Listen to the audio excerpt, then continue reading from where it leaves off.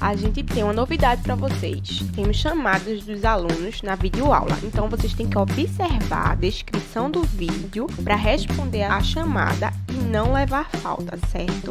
Lembrando também, quem não é inscrito, se inscreva no canal da escola e ative as notificações. E se puder, você deixa aí seu like, tá beleza? Bom dia! A aula de hoje será Ecossistemas Aquáticos.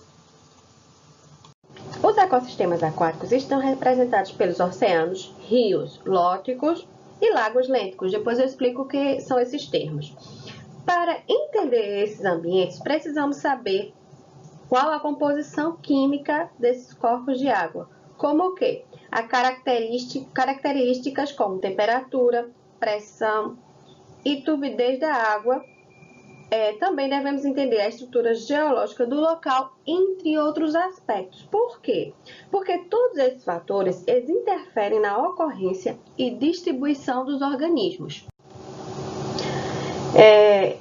Nesses ecossistemas, os seres vivos são classificados em 3 grandes categorias. A primeira delas são os plânctons, que compreendem organismos geralmente microscópicos que vivem em suspensão na coluna d'água, sendo passivamente carregados pelas correntezas. Então, eles não têm força para lutar contra a correnteza.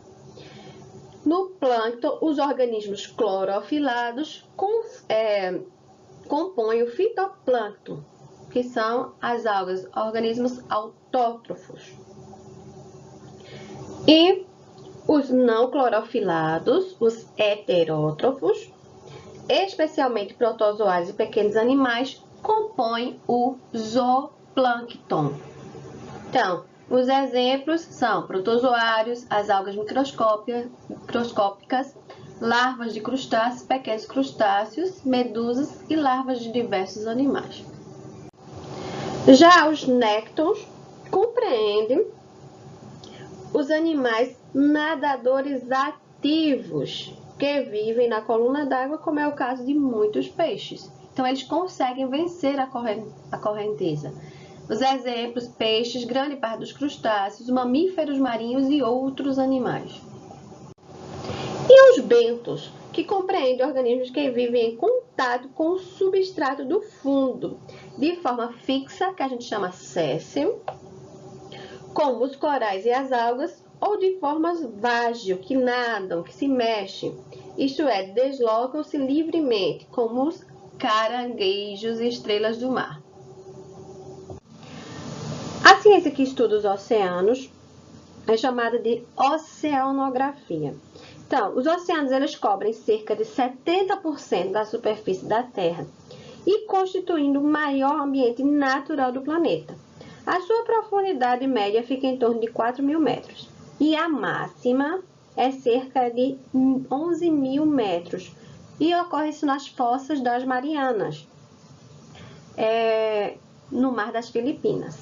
Então, quando comparados ao ambiente terrestre, os oceanos eles apresentam menor variação dos fatores abióticos, sendo os mais importantes quais são? A temperatura é um fator abiótico importante, porque a superfície da água ela varia de acordo com as estações do ano e com a latitude. Os oceanos eles retêm maior quantidade de calor, liberando mais lentamente que a Terra. E a temperatura da água tende a diminuir na profundidade. Outro fator abiótico é a salinidade.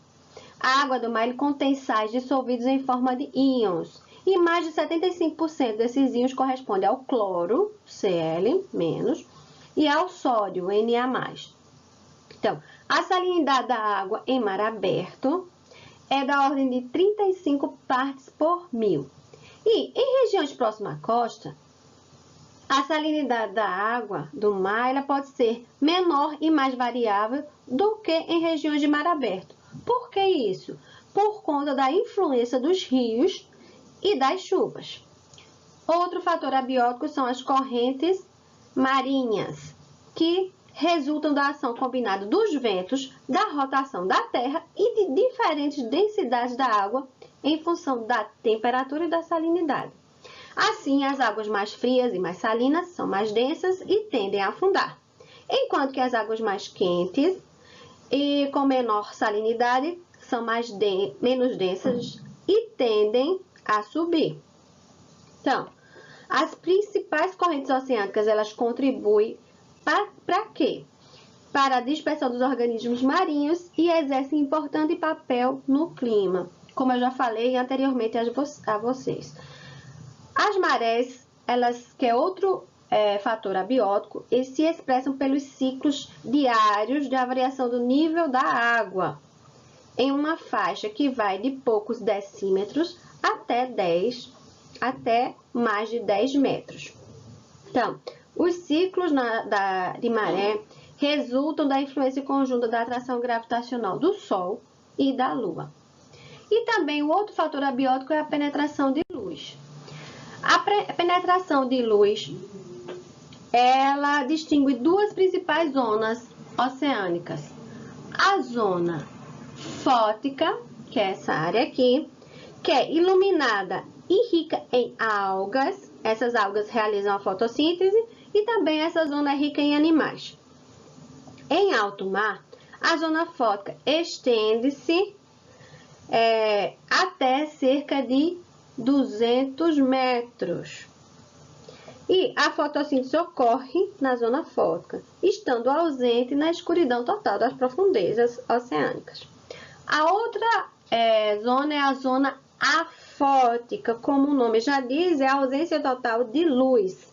Então, é a condição encontrada nas profundezas oceânicas abaixo da zona fótica. Com relação à profundidade, nós temos essa região aqui chamada região batial, que vai até 2.000 metros de profundidade.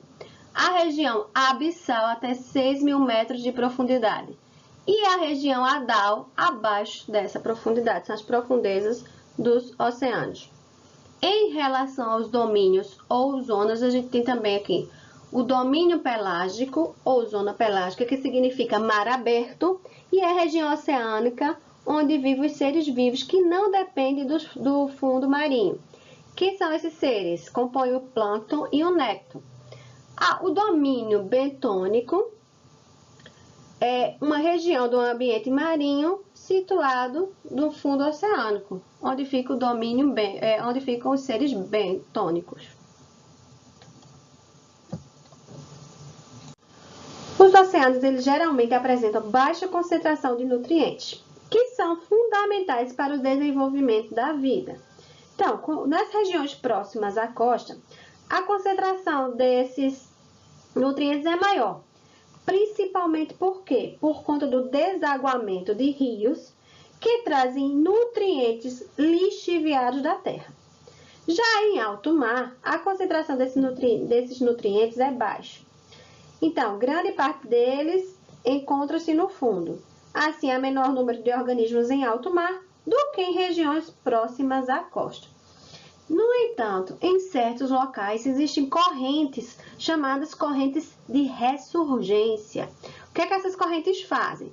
Eles trazem para a superfície parte dos nutrientes minerais acumulados no fundo. As águas superficiais ficam enriquecidas, havendo proliferação de algas e de animais. Nesses locais de ressurgência, há abundância de peixes. Isso como ocorre na costa do Peru e em menor intensidade no Brasil, na região de Cabo Frio, no Rio de Janeiro. Durante muito tempo, pensou-se que as zonas profundas dos oceanos não houvesse vida. No entanto, foi possível verificar que nessas regiões há animais que apresentam adaptações à ausência de luz e à escassez de alimento. Muitos dos peixes das profundezas são pequenos, não atingindo mais que alguns centímetros. Apresentam boca ampla e estômago dilatável, adaptações importantes na escassez de alimento. E apesar de alguns desses animais serem cegos, a maioria apresenta bioluminescência. O que é isso? É produção de luz.